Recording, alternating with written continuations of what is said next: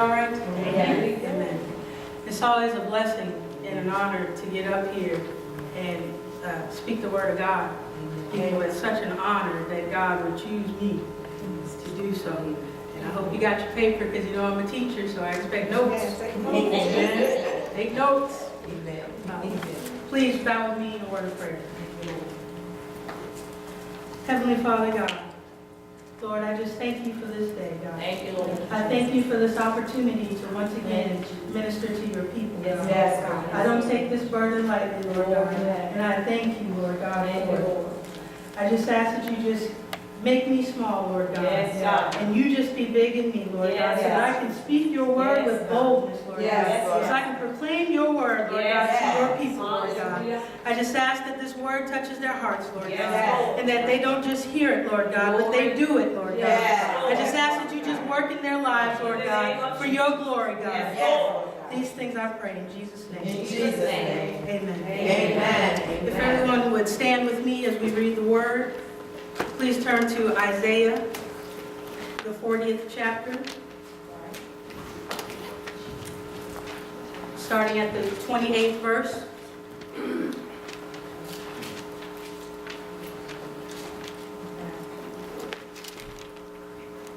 And it reads, "Do you not know? Have you not heard? The Lord is the everlasting God, the creator of the ends of the earth. He will not grow tired or weary, and his understanding no one can fathom. He gives strength to the weary. He increases the power of the weak. Even youths grow tired and weary, and young men stumble and fall. But those who hope in the Lord will renew their strength. They will soar on wings like eagles. They will run and not grow weary.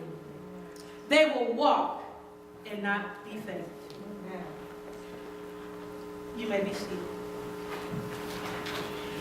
Let me ask you a question. How many of you have cell phones? How many? Everybody have a cell phone? Almost everyone has one. I know that when I don't have my cell phone, I feel disconnected from the world. I'm always losing it, leaving it in the car. I always feel like I'm missing something if I don't have my cell phone with me.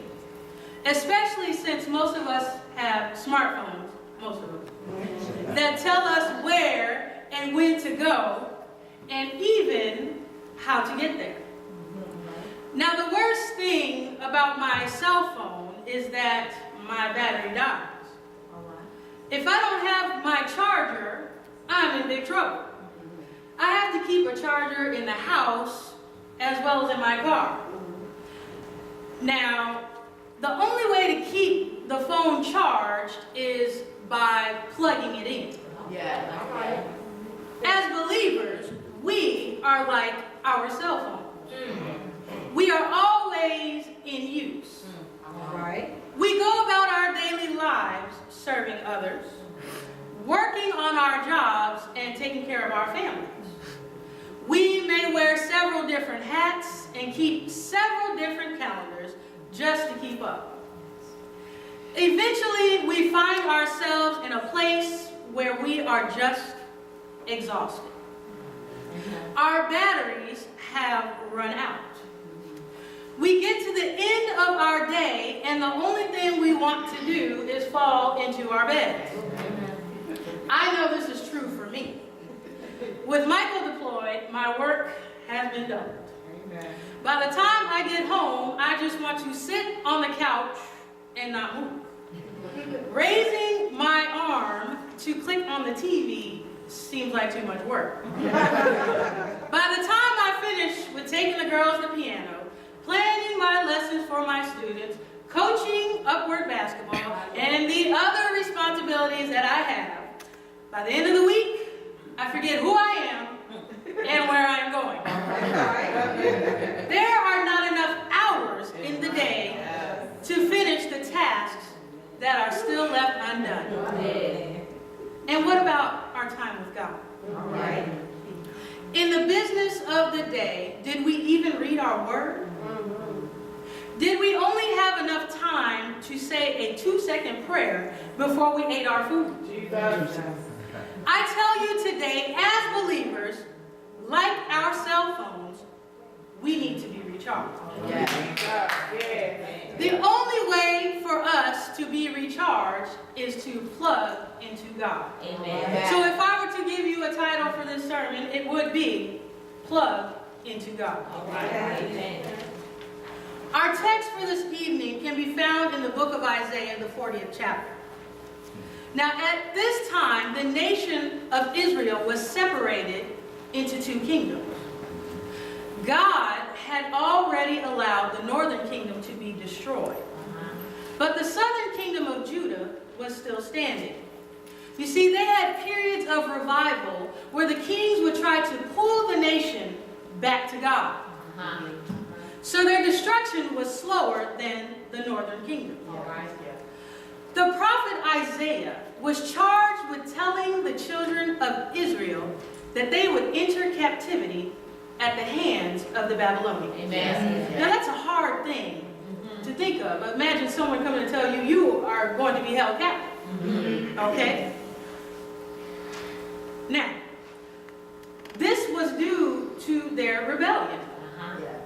God wasn't just sending them out into captivity. They had rebelled against the statutes that God had set forth. They were worshiping false gods. They had taken on the likeness of the people.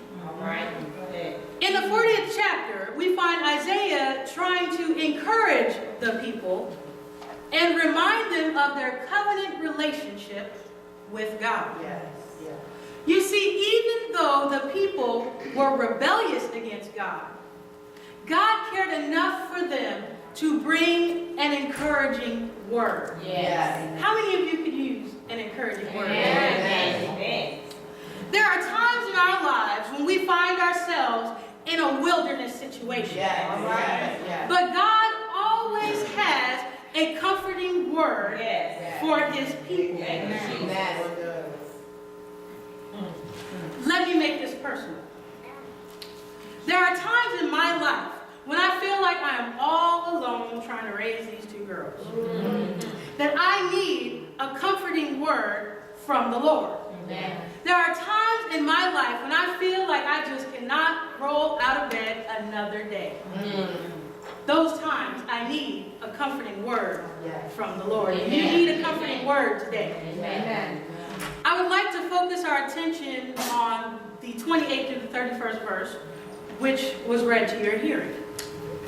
And I would like you to consider 3 questions today.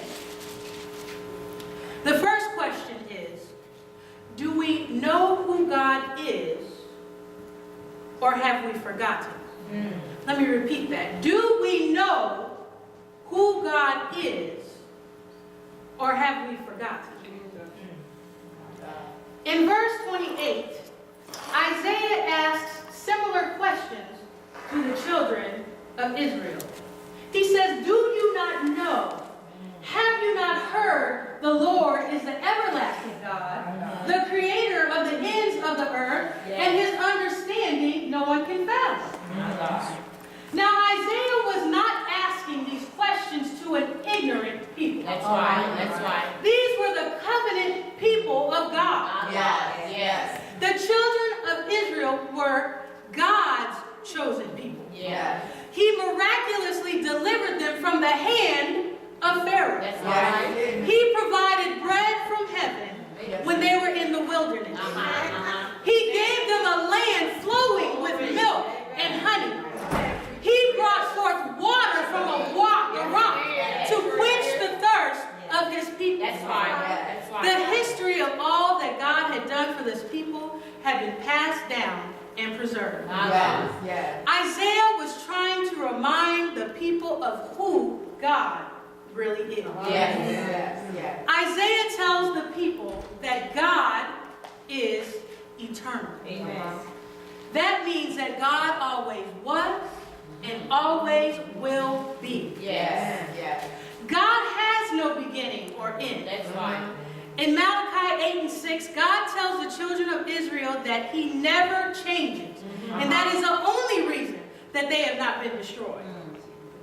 Because God is eternal, his promises will always stand. Yeah. Amen. Isaiah was telling the people